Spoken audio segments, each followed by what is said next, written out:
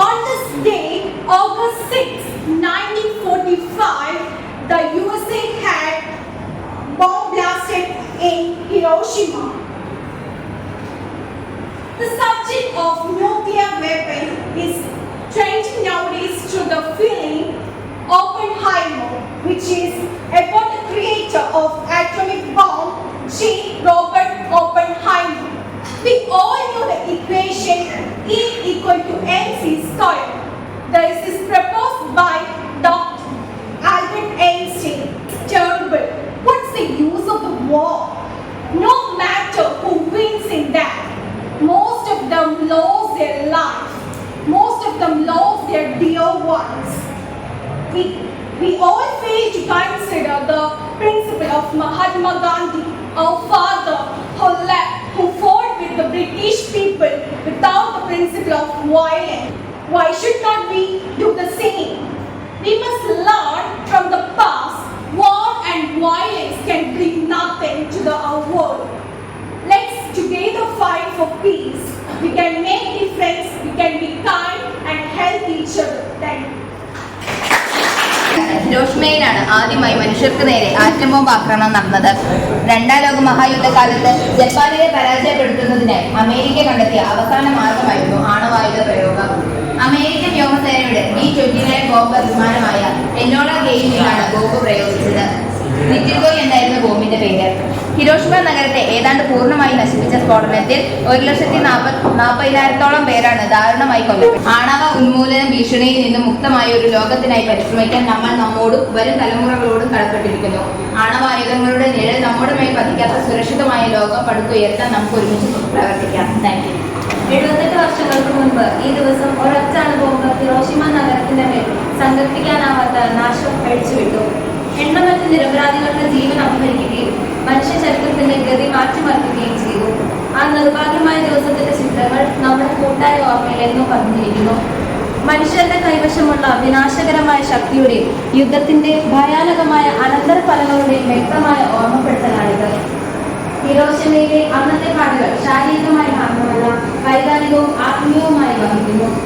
അവരുടെ കഥകൾ അചഞ്ചലമായ മാനുഷിക ചൈതന്യത്തിന്റെ സാക്ഷ്യവും നമുക്കെല്ലാവർക്കും പ്രവർത്തനത്തിനുള്ള ആഹ്വാനവുമാണ്. അണുബോംബ് വർഷിച്ചത് ചരിത്രത്തിലെ വഴിത്തിരിവായിരുന്നു.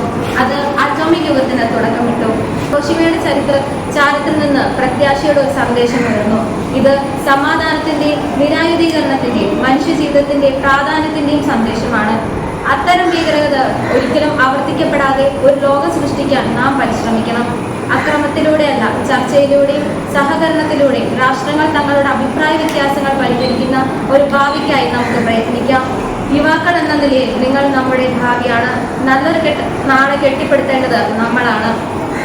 അനീതിയെ വെല്ലുവിളിക്കാനും സമാധാനത്തിനു വേണ്ടി വാദിക്കുവാനും എല്ലാവർക്കും സുരക്ഷിതത്വവും മൂല്യവും തോന്നുന്ന ഒരു ലോകം സൃഷ്ടിക്കാനുമുള്ള ശക്തി നമുക്കുണ്ട്. കൂടുതൽ സമാധാനപൂർണമായ ലോകം കെട്ടിപ്പടുത്താൻ സ്വയം പ്രതിജ്ഞയെടുത്ത് ഹിരോഷിമയിലെ ഇരകളുടെ സ്മരണയെ നമുക്ക് ആദരിക്കാം. ഭൂതകാലത്തിലെ തെറ്റുകൾ ഉൾക്കൊണ്ട് സർഗാത്മകതയുടെയും പുതുമയുടെയും ബോംബുകൾ മാത്രമായി ഒരു ഭാവി സൃഷ്ടിക്കാൻ നമുക്ക് ഒരുമിച്ച് പ്രവർത്തിക്കാം.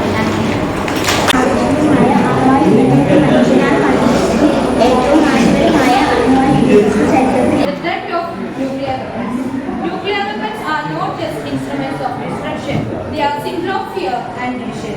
The very existence of this weapon poses a constant threat to humanity, risking annihilation in the blink of an eye. Since their inception, these weapons have held the world fragile. Disarmament is often met with resistance from those who view the weapons as tool of power rather than symbol of perils. But change is possible. It starts with us individually and communities advocating for a world-free nuclear threat. We must demand that our leader prioritize disarmament and invest in diplomatic solution. We must support international treaties and encourage global cooperation to address this challenge. Our campaign must focus on education and awareness, but inform the public about the danger of nuclear weapon and the benefit of disarmament. In closing, let us remember that the fight against nuclear weapon is not just about preventing disaster, but about building a legacy of hope license of future generation.